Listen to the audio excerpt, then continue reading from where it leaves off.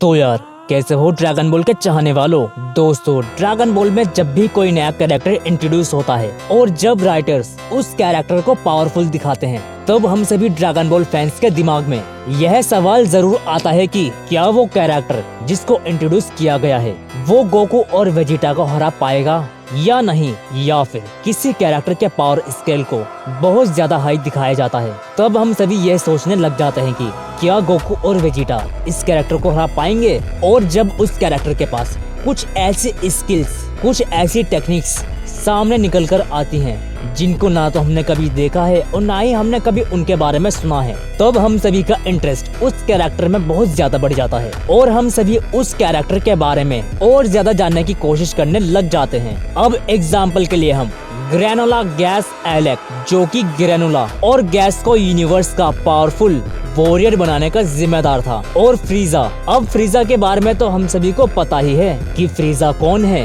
वो कहां से आया है और उसका क्या मकसद है। हम सभी को फ्रीजा की पूरी हिस्ट्री पता है, लेकिन जब भी हम ब्लैक फ्रीजा के बारे में बात करते हैं तब हम सभी के दिमाग में एक ही इमेज क्रिएट होती है जो कि कुछ इस तरह है कि जिसमें ब्लैक फ्रीजा गोकू और वेजिटा को धोते हुए दिख रहा है। ठीक इसी तरह जब हम ग्रैंड प्रिस्ट का नाम लेते हैं तब हम सभी के दिमाग में एक इमेज क्रिएट होती है जिसमें हम सभी को ग्रैंड प्रिस्ट का एक ऐसा एटीट्यूड दिखता है जिसके सामने सभी की एग्जिस्टेंस पर डर बना हुआ दिखाई देता है। जब हम सभी गोकू और वेजिटा को देखते हैं और उसके बाद जब हम ग्रैंड प्रिस्ट को देखते हैं तब हम सभी को साफ साफ पता चल जाता है कि कौन कितना पानी में है और अभी गोकू और वेजिटा को कितनी ज्यादा मेहनत करने की जरूरत है ग्रैंड प्रिस्ट तक के लेवल पर पहुंचने के लिए। और उस टाइम हम सभी के दिमाग में एक ही सवाल आता है, आखिर कौन है ग्रैंड प्रिस्ट का रचयिता, आखिर कौन है ग्रैंड प्रिस्ट का क्रिएटर, आखिर कौन है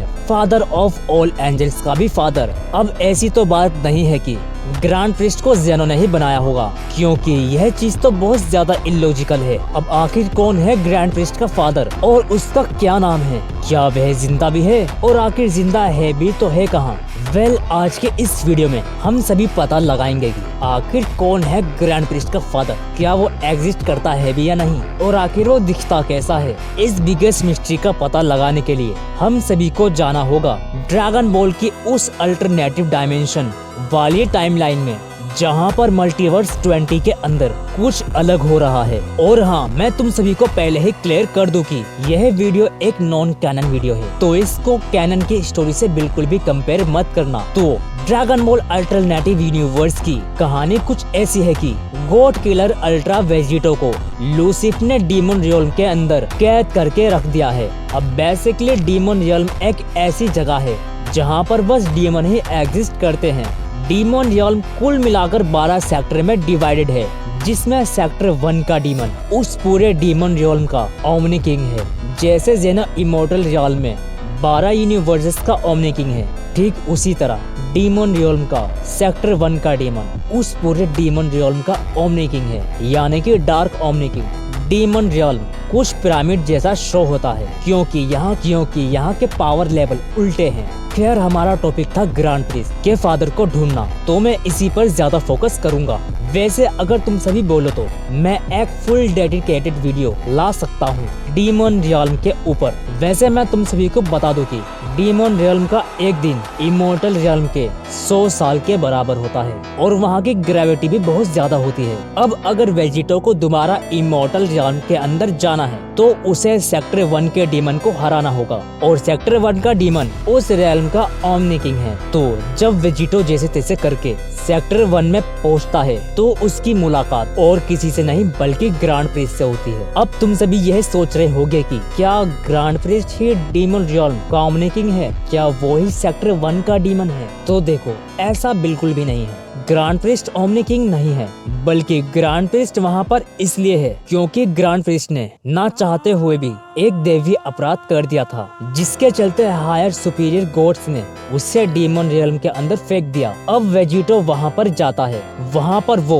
ग्रैंड प्रिस्ट से फाइट करता है, लेकिन God killer Vegito grand priest को हरा देता है और डीमन ओमनी किंग जो सेक्टर 1 का ओमनी किंग था वह इस फाइट को एंजॉय कर रहा होता है। लेकिन जब ग्रैंड प्रिस्ट हार जाता है, तब सेक्टर 1 का डीमन उससे बहुत भला बुरा बोलता है। और सेक्टर 1 का डीमन जो है वह ग्रैंड प्रिस्ट का बहुत खास है, वह ग्रैंड प्रिस्ट के रिलेटिव में आता है। अब इतनी बेइज्जती सुनने के बाद डाई एक तगड़ा वाला पावर अप करता है और अनलॉक कर लेता है आर्च एंजल फॉर्म को, जिसके बाद मांगा में इंट्रोड्यूस होता है आर्च एंजल का कॉन्सेप्ट। और हम सभी को पता चलता है कि ग्रैंड प्रिस्ट से भी ऊपर कुछ गॉड्स हैं जो एग्जिस्ट करते हैं, और उन्हीं हायर सुपीरियर गॉड्स के अंदर ग्रैंड प्रिस्ट के फादर भी हैं, जिनका नाम एकोबेल है। तो एकोबेल जो है वो कुछ इस तरह दिखाई पड़ते हैं। एकोबेल के 2 बेटे हैं, जिसमें से पहला है लूसिफ और दूसरा है ग्रैंड प्रिस्ट। लूसिफ जो है एकोबेल का सबसे बड़ा बेटा है और डाई छोटा।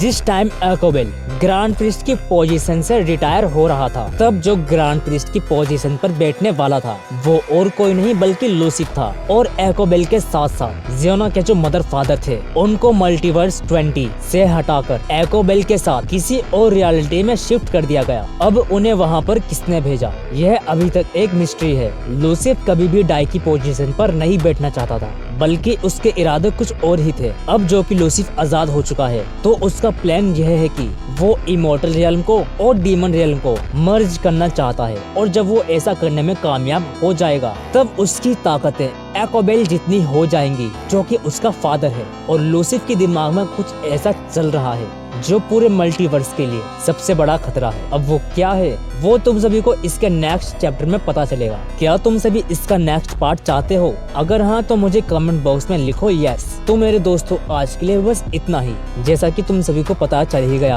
होगा कि ग्रैंड प्रिस्ट का फादर कौन है, यह एकोबेल है। कमेंट बॉक्स में जरूर से बताओ कि आज की ये वीडियो तुमको कैसी लगी। और एनिमे सागा का भी जल्दी एपिसोड डालने वाला हूँ मैं, तो उसके लिए भी तैयार रहना। तो चलो फिर मिलते हैं नेक्स्ट वीडियो में, तब तक के लिए सायूनारा।